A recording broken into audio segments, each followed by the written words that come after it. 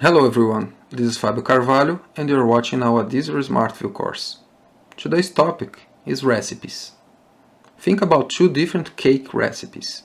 You can have similar ingredients but in different quantities. You can also have different temperatures and time in the oven. On the SmartView, you can prepare those distinct recipes very easily using the Recipes feature. In this video, I will detail the configuration and the two alternatives available to create recipes.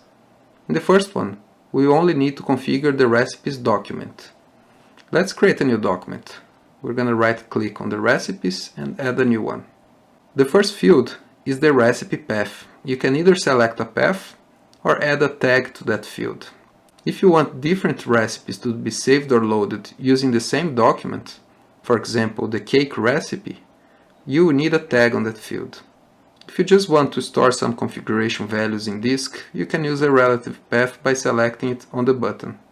You can also use absolute path in case your application is being distributed to different machines, for example. So uncheck for absolute path and check for relative path. The next option is the type. It can be default type, which will be used to load and save tags values, or it can be a smart recipe, which allows you to create a template text and will load tags into placeholders. The smart recipe allows you to create a template letter and load different names and addresses, for example. For more information, you can check on the help documentation. We also have the recipe save mode, which can be a text file or XML format. Then we have the trigger for save and load. You will need a tag there. It can be any numeric tag type, and as soon as you change its value, the trigger will be executed. At last, you need at least one tag to generate the recipe. It can be a tag which is a data type or a simple tag. If you choose a data type, all the tags that are inside the data type will be saved and loaded. On the menu, you can also export and import recipes, and this feature can be found in different documents. As a second alternative to manage recipes is using the System Functions library. We still need a recipes document, but the recipe path and the load and save trigger will be done by the functions. For our demo, we're going to use the second alternative. So we still need this document to be saved, but we don't need this recipe path. We're going to keep the type as default. The save mode will be a file. The trigger for load and save are going to be empty. And we're going to configure just the tag. I already have a tag that I created previously, which is called configuration recipe. I'm going to select it and let's save. I'm going to call it configuration recipe. This is the name of the document and this is going to be important for the functions. And I'm going to show you now the tag so you can see what we are actually saving. Let's open the tags. Under factory we have factory globals and this is the tag that we're going to be saving. Its type is a beer recipe, so it's not one of those basic types, it's a data type. And the data type was configured here, beer recipe. It contains 5 members. 4 of them also are data types, and the last one is a string. So I'm just gonna open the boiling recipe data type so you can see that we also have more tags inside. So we have minimal temperature, max temperature, and they are integers. So as soon as we save our recipe, we're actually saving all of those tags. Now let's take a look at the System Functions library. I'm gonna just collapse here and expand the System Functions library, and I'm gonna double click the SV recipe. We're gonna need one function to save the recipe and another one to load it. For this demo we'll just save it, but in the next video we'll be loading it, because we're going to be using a dynamic tag to hold the name of the recipes. Okay, so you can see we have many options. We have 4 loads and 4 saves. So we need to make a decision which one we're going to choose. Some of them are synchronous, such as load and wait and save and wait. The others are asynchronous, meaning that they will be executed and the script won't stop until completion. In our demo, I really don't care because it will be a simple script, so I will use the synchronous functions. Now we just need to decide if you're gonna use this load with one parameter or this one with two. Same decision for the save. The first parameter is common for the four of them. So it's just the name of the recipe, which is the name of this document here. And the second parameter is the file path. This one is important since we want to use the same document to save different beer recipes. So the synchronous with two parameter functions are the ones we're gonna use. It's gonna be this load and this save. With that decision, we can use it in the recipes screen. Let's open and configure the save button. It's under graphics, we have the recipes screen. I'm gonna scroll here and this is the save button. Let's open the scripts. I'm gonna use a split here so you can see all the scripts that we have. I'm gonna use the mouse up and we can start writing down. As I said, we have sv recipe.save and we're gonna use two parameters. First one is the name of the recipe document. We called it configuration recipe, and the other one contains the full path where we're gonna save the file plus the name of the file. The name of the file is gonna be the text box that we have here. So we just need to concatenate the path plus the file name. The path we can get from the svapplications.project path that contains the folder of our project, plus I'm gonna create a new folder just to keep the recipes, beer recipes, and the separator here, plus the tag now. The tag is under configuration recipe.recipe name. Okay, so we can finish this script. I'm gonna save it just to be sure that it's correct. Okay, no errors.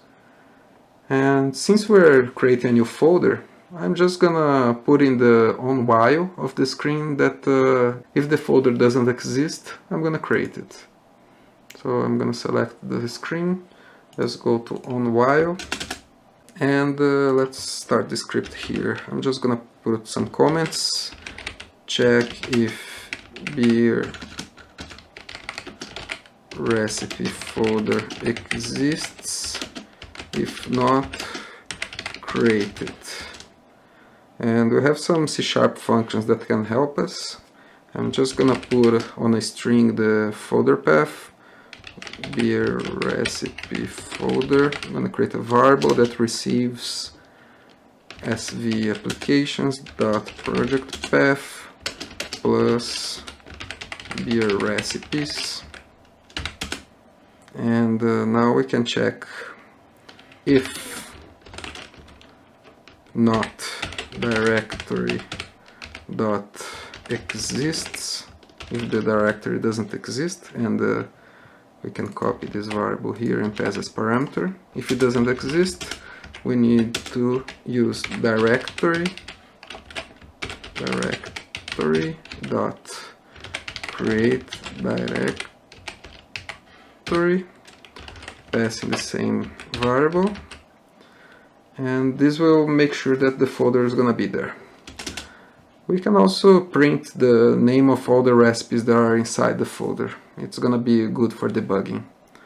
So there's a function under directory that is called getFiles that's gonna return as the name of all the files inside this folder. It's gonna return actually the entire path plus the name of the file plus the extension, but we can remove the path and the extension and we're gonna keep only the name. So it returns an array of strings, so string array file entries equals directory dot get files. We're gonna pass the same variable here. Now we have all the entries, and I'm gonna do a for each to print them. For each string rcp in file entries, and there is a function also in system functions library, svapplications.output, and this function is gonna print to us on the logs. So we want to print, let's put recipe equals and plus RCP contains everything I want to remove, so we can use path.get file name without extension and pass RCP. And that's what we need so far. Let's run it and see if it's okay. If not, we can go back and fix. Okay, we don't have any errors, ready to run.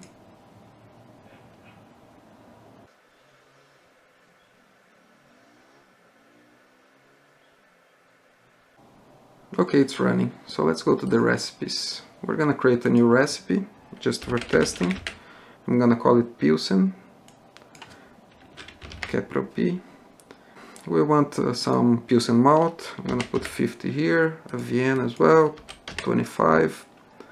Water, I want 20 liters. The boiling temperature will be between 68 and 74. And for fermentation, I want a winter yeast. I'm gonna put 14. Let's click save. And we can check first in the Windows Explorer. It created already our folder, beer recipes. You can see this is the path of my project. Let's open it. And we have a Pilsen RPF. And this is the recipe. Let's just add it to see what it contains. It does have all the tags that I explained and inside all the data types. So we have boiling recipe between 68 and 74, minimal temperature and max temperature. We have the correct yeast, winter true, the other one is false, water volume 20 liters. The malt is correct as well. We have Pilsen and Vienna. And we also have the name of the recipe, which is Pilsen. Let's close it now and let's check the logs to see what's printing there. It's correct, it's printing recipe equals Pilsen, that's what we did on the output. And let's create a new one, just for fun. Now I'm gonna click add new. It's gonna be a lager now. I'm gonna put Pilsen again, but now 40. And this other malt as 60. Water is gonna be 20 again. Boiling temperature between 65 and 70. And I'm gonna use the other yeast as 15. Save it, and we can see already in the logs that it's printing both Pilsen and lager. So in the folder we have both of them. So that's a good example on how to save recipes, and in the next video we're gonna be loading them into the tags, and we'll complete this page.